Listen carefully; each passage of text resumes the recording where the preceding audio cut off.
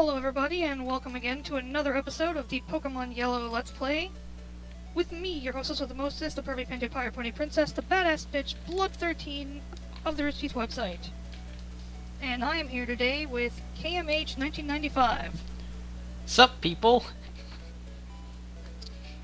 So, a little bit of background here. He has no way of seeing my screen at the moment, so he has no idea what I'm doing. I'm in the grass just below Pewter City. I'm gonna do a bit more grinding, because I need to get to level 10 or 12 at least before I start fighting Brock. So, I'm basically just using my imagination to, picture you doing very well. Well, I mean, I just encountered a Pidgey, so it's not going to be difficult since I'm using Pikachu at the moment. Yeah, I can imagine how that's gonna go.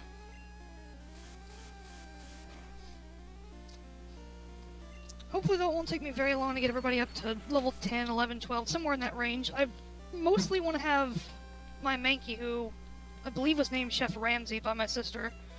I need to have that one at least know low kick, that way I can sweep Brock's gym relatively easily, because Pikachu has no hope. Yeah, starting out in the, with the early games,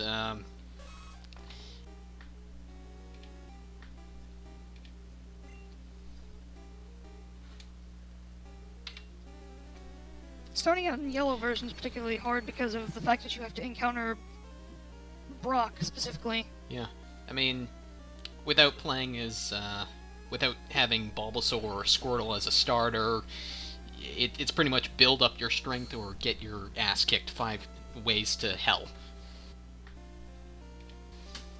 Pretty much. I always went with Charmander myself, so it was always slightly difficult for me at the beginning, but for some reason Ember at least does some damage to Rock, even if only slightly, whereas Thundershock will do absolutely nothing. Yeah, I like the challenge of using Charmander. It feels a lot more fun to me. I've just always gone with fire types at the start. Yeah, I remember when I started out playing, like when I played Diamond and Pearl later on, I went with Chimchar. I don't think there's ever been a generation where I haven't picked the fire starters.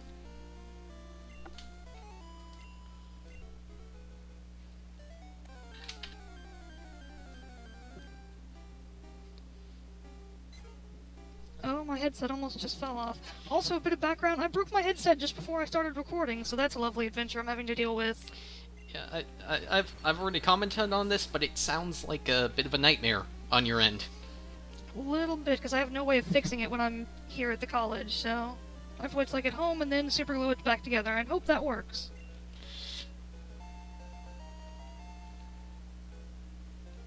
And Pikachu just grew to level 9, so now we can switch him out with somebody. Almost double digits. Woo! That's the bad thing about Generation 1 is that there's no way to track the stats unless you actually go into the status menu, so you have no way of telling how close you are to leveling up. Yeah, there were a few things about that generation that were a lot more basic, I guess. It wasn't as fleshed out yet as later on. Yeah, because a lot of it was just stuff they hadn't thought of yet, stuff they had no idea people would want, and then after they started getting feedback, they put it pretty much in the next game. Because I think it was in Generation 2 when they implemented a little bar underneath everything that showed your experience progress. Which is good. That's generally a good thing. Definitely helps. And then I guess somewhere along the line somebody started complaining about the games being too hard, because it seems like right around X and Y they made the games so simple they practically play themselves. I will not disagree with that. Diamond and Pearl, not exactly difficult games. Well, they really weren't. Like I said, around X and Y is whenever they started implementing, like, the new experience share, for instance, which just spreads EXP across the entire party as opposed to just one Pokemon holding it. Oh yeah, no, that would, definitely change the balance.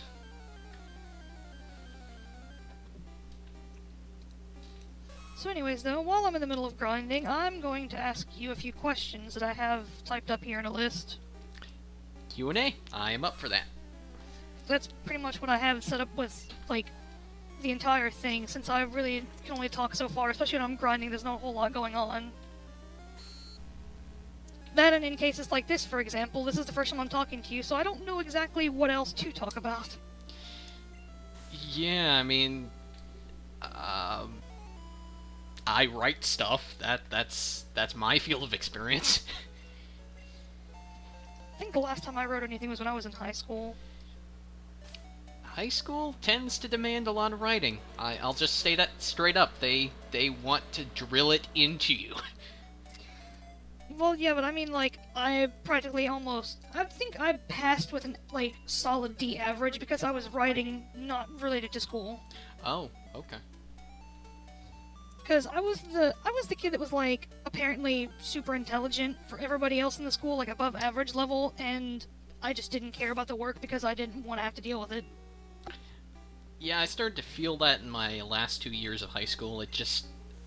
I threw up my hands and said, I don't care. I don't care anymore. This doesn't interest me. Either way, though, I suppose we go on to the questions now. So, when did you first hear about and or get into Pokemon? I cannot conceive of a time in which Pokemon has not been a part of my life. I think one of my earliest memories is when I was 5, I had a Game Boy Color, and I used to spend all my time playing Pokemon Blue. It's been a part of my life since I was a wee lad. Blue was the first version I got to. I can't remember exactly when it was, but it had to have been close to release. Yeah, I still happen to have that same Game Boy Color and Pokemon Blue, and one of these days I want to jump back into it and complete the game again. Because that was a big part of my childhood right there. Yeah, you're definitely better off than I am. I couldn't find the Game Boy or that copy of Blue if I had to. I'm not even sure if I still own them, to be fully honest. I might have sold them or given them to somebody.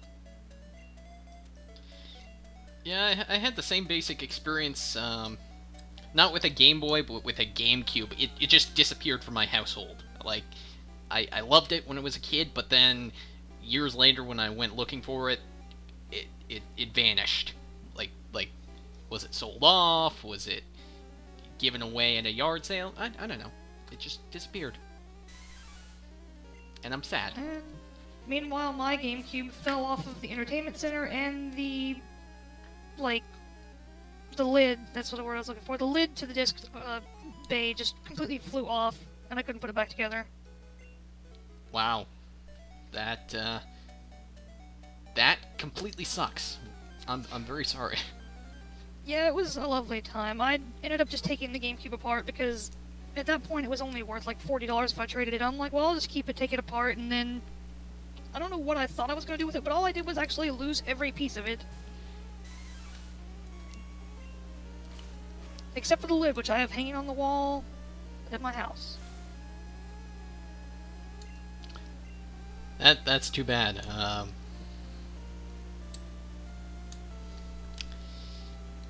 Fortunately, the Wii had backwards compatibility, so I didn't really need it that much. That was a pretty good idea right there. Because being able to play Mario Kart Wii with the GameCube controllers, that was a good time in my household. Yeah, it's definitely a really smart thing that happening.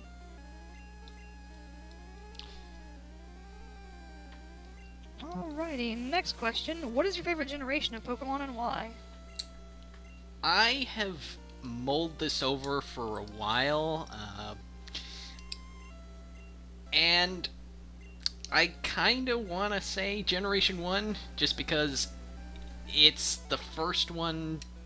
I mean, it's what I was exposed to, and I still really like some of the designs, like Charmander and his evolutions are pretty cool. I love Dragonite, I love Magikarp going from limp little useless fish to badass water dragon. You know, there's just a lot of good designs, and colorful creatures in Generation 1. So that would be where I stand on that. Generation 1 is, like, a lot of people have that same, like, nostalgia reasoning, and it makes a lot of sense, too, and like you said, there are some very good designs that have occasionally not been tapped into, such as Vanillish, which I will forever dislike. I mean, there's occasional interesting designs in, like, Generation 2, Generation 3, Generation 4, but they don't capture my attention like Generation 1 did. Although I do like Chimchar's design, he's so adorable. He's a cute fire monkey. I think they've done good keeping the legendaries really interesting throughout all the generations. It's just the other Pokemon have sort of come and gone in terms of coolness, I guess. I mean, it's gonna vary for everyone, and it's gonna probably shift from really creative one generation to kind of lackluster the next, and it's at least interesting. Yeah, there's only so many ideas they can really work with, because after a while everything will just start being the same. Isn't there one Pokemon, like in Generation 5 or whatever one that's the current one that's just a garbage? Just inspired. That was Generation 5, and I'm trying to think of its name. Its evolved form is called, like, Garbodor or something like that. Really? The base form is called Trubbish, that's what it was. It was a combination of trash and rubbish. I can't tell whether to be amused by that or just shake my head going, really? Well, see, Trubbish is stupid, and I've never liked Trubbish's design, and Garbodor looks pretty stupid too, but Garbodor has one of the, if I recall correctly, one of the highest base attacks of any poison Pokemon. So, looks kind of like crap, but very, very useful? Pretty much, yeah. Next question, what is your favorite region in the Pokemon world? Gotta go with Sinnoh. I'm gonna go with Sinnoh on this one. I kinda like its expansiveness, and I don't know, it resonates with me. Sinnoh has a special place in my heart, because Generation 4 is where I got back into Pokemon, because I don't know, I played through Generation 3, but until having picked up Omega Ruby, I didn't remember anything about Generation 3. I apparently slept through that game when I played it the first time. I mean, Generation 4 was also my return to Pokemon. There's actually an interesting story there for me. I was on a school trip to Washington, D.C., and on the way back, I came across, like, a GameStop and found a copy of Pokemon Platinum.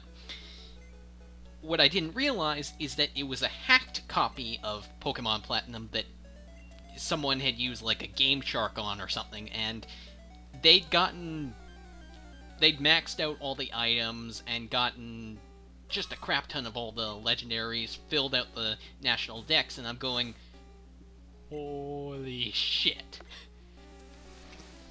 Yeah, it's surprising how many times you'll find that, like, somebody trades in a copy of Pokemon at a GameStop, and they specifically do that, or leave everything they had on it for the next person. Some people don't care, other people seem to do it specifically for that purpose, so that somebody else will find it and be like, I've just found a gold mine. Now, how this story ends is kind of depressing. Oh dear. So, I had not played it in years, and I was short on cash at one point, and basically contacted someone online and sold it off, and to this day, I have a lingering regret over that, because the feeling of being able to say, I've got all the legendaries, nah, is, it's quite something. I had done something similar to that, but I traded over all the legendaries and such that I would not be able to get back, and then gave more or less a copy that had every base Pokemon to someone on the Rooster Teeth site for, I believe it was like $25 or something. Oh. So, but that was like under the pretense of, I'm also, helping you out at the same time that you're helping me out financially. I don't even think the money I got for the for Pokemon Platinum lasted all that long. I think it disappeared as quickly as I got it. So Yeah, I think the same thing happened to me when I sold it on Rooster Teeth. I don't remember what I spent it on, but I'm pretty sure it went immediately. So, a lesson to you kids. Don't sell this shit. Keep it to yourself. Just appreciate what you have. And if nothing else, keep it because it's going to be worth money someday, because Yeah. a copy of Blue now, even outside the packaging and in rough condition, is still worth about $30. Yeah, I mean, people people still love that stuff, and it'll keep getting more value as time goes on.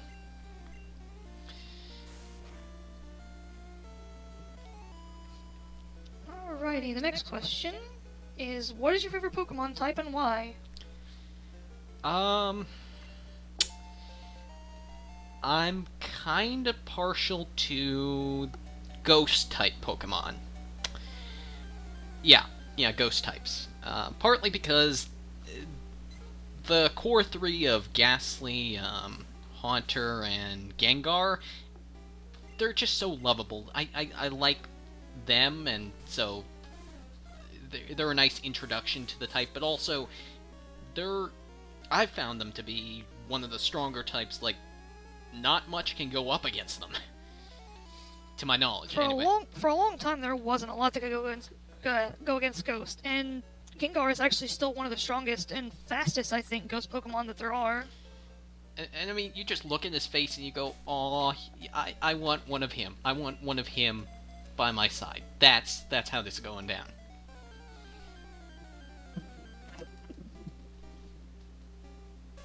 So now comes the hard question, which is a two-parter. And it is, out of the original 151, what Pokemon is your favorite and why? Okay, Charmander. I'm gonna go with Charmander because he evolves. I mean, he starts out really awesome, kind of walking that line between badass and adorable that I personally like. But then he evolves and turns into just pure awesomeness, and also he's a fire type, which can do a lot of damage when he's needed. So yeah, he brings a lot of power, and he's really adorable. It's honestly not a bad choice. Charmander is, in a way, he's like the poster child, I suppose you could say, of evolution, because Charmander to Charmeleon to Charizard is a huge shift. And if you can get him to Charizard point, I'm not really sure there are many battles that can go against your favor at that point. That's slightly true, actually, because I do recall what we used to do whenever I was in elementary school and we all had Pokemon, was we would try to see if we could make it through the Elite Four using just our starters. And with me having Charizard, it always went relatively well. Like it's not easy getting to the point where he evolves and has a really strong power set, but once you get there, he's a powerhouse. I mean, the thing that I had done with my Charizard was I had taught him Fisher, and that was like the one thing I had against Gary's Blastoise at the end, was trying to use a one-hit kill move on him, and if it missed all 5 times, it was just like, well, there goes that.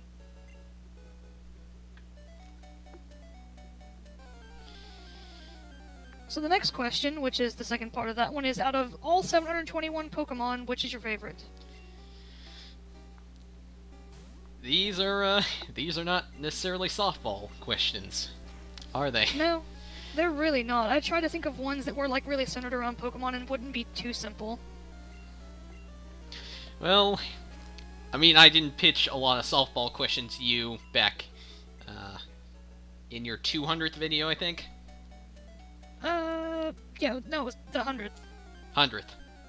Yeah, you gave me like 13 questions all in a row, and they filled up over half the video. I'm a little amused by that. I'm sorry again for all the questions you had to go through. I mean, it worked out. It gave me like a long video that way, so... Anyway, out of all the 700 or so Pokemon to date, I have to go with Lucario. As far as I've seen of him, he's really strong. I like his sort of subdued color design, and I really liked how he was used in that one Pokemon movie. That movie was really interesting since it sort of almost portrayed Lucario as being a psychic type, and then in, I think it was Super Smash Bros. Brawl was the one he came in. He was technically just a Mewtwo clone, so it looked like he had psychic powers there as well, but he's a fighting steel type, so he's everything but psychic. But still, he's really, really powerful. Yeah, he's definitely powerful. I don't know, there's just something there about him that it's kind of hard to put to words, but I guess he's got a mystique to him that I enjoy. Yeah, and Lucario's interesting because now that I think about it, every generation of Pokemon has sort of had like the front runners, the ones that everyone seemed to know. For Generation 1 was obviously Pikachu. Yeah. Generation 2 and 3 would have to sit here and figure it out after a while, but 4 probably was Lucario. Yeah, he just stuck with people. People really took to him, and I would count myself as one of those people. Alright, now comes another hard question. If Pokemon were real and you could only have 6, what would they be and why? Okay. I'm gonna discount legendaries from this list just because I can, basically. Yeah, I had it set to where, like, people could pick whatever they wanted, but if they asked, it would be, legendaries are excluded, because if they were real, they would only be the one. Yeah. And if we were doing a legendaries list, stuff like Arceus and Shaman and Palkia and Dialga would probably end up there. Now that I think about it, Generations 4 legendaries were really cool. That's one place where I feel like it really stood out. But anyway, 6 non-legendary Pokemon. Pikachu, just like, yeah, Pikachu's like a pretty solid first Pokemon. Yeah, it's a solid choice. Charmander, I've gone over why he's just awesome.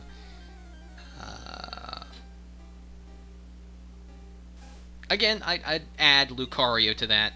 He's cool. I'm really fond of Mudkip.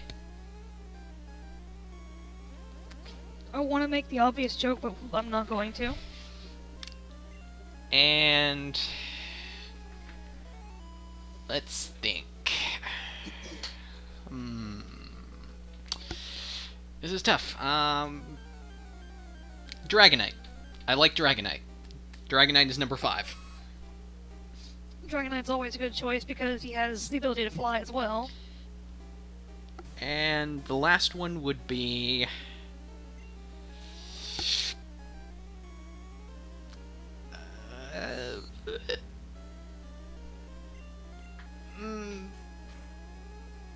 I'm gonna go with Gengar. You know what? Gengar. It's a pretty good choice. It's also a pretty varied team, actually. Yeah, I think my ideal Pokemon team would be aiming to get all as many bases as possible. Just cover as many elements as possible.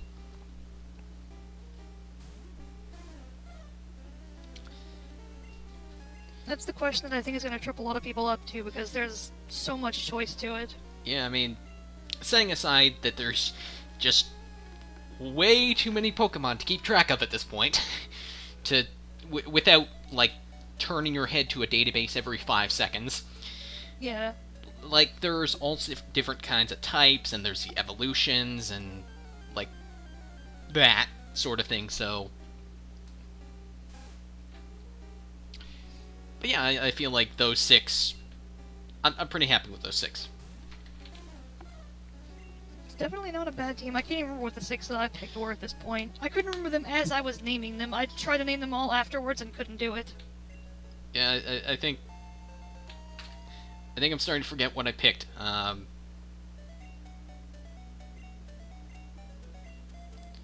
Yeah, but yeah. Yeah, it's a really weird thing. Like, when you're on the spot like that, for some reason, your brain just sort of forgets details really quickly.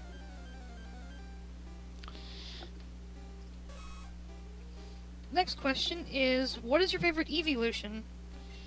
Ah, yes, Eevee. I'm not. Have they added any more evolutions to Eevee since Generation 4?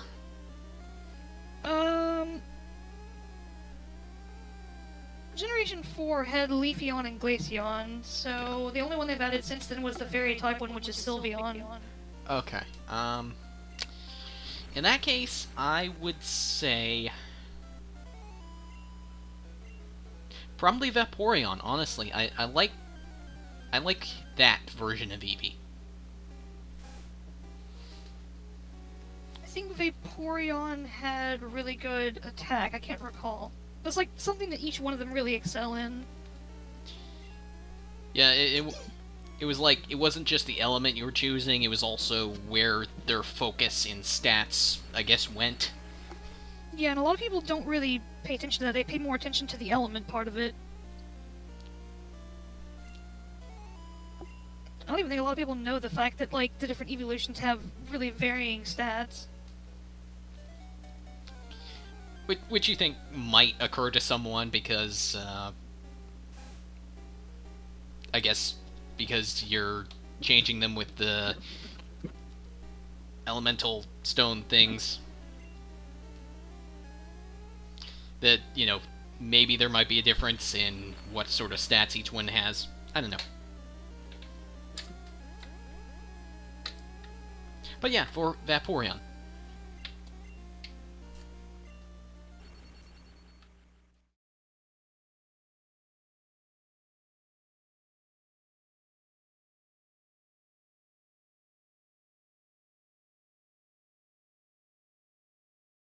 Nothing worked.